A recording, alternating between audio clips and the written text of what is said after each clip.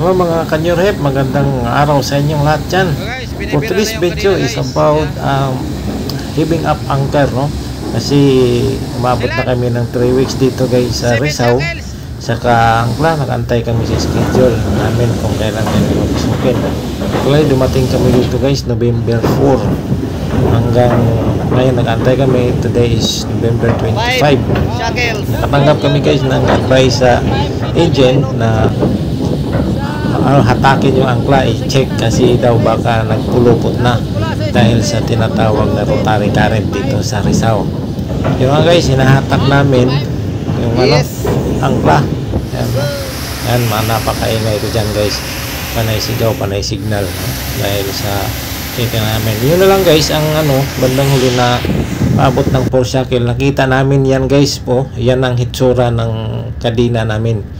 Pulupot na dahil sa isang direction lang guys ang ikot ng barko, no? Dahil doon sa tinatawag nila na rotary current sa lugar na dito, no? Dito sa lugar na to sa China, sa Rizal. So nagtanong kami sa China kung kailan pa kami pasukin.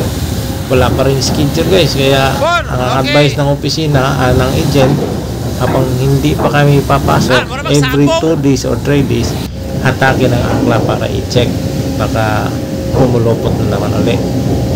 So yun ang ginagawa namin guys, every 2 days hatakin namin para makita namin ang kondisyon ng kadina.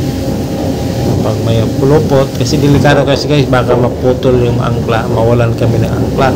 So swerte na lang yung angkla namin, yung swivel ay gumagalaw, umiikot, kaya hindi kaanong nagrabihan yung aming kadina guys.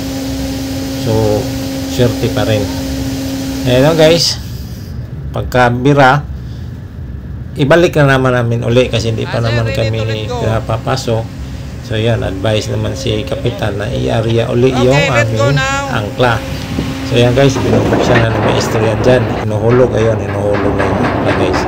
Yan lang guys, hanggang sa muli. Maraming salamat. Bye bye.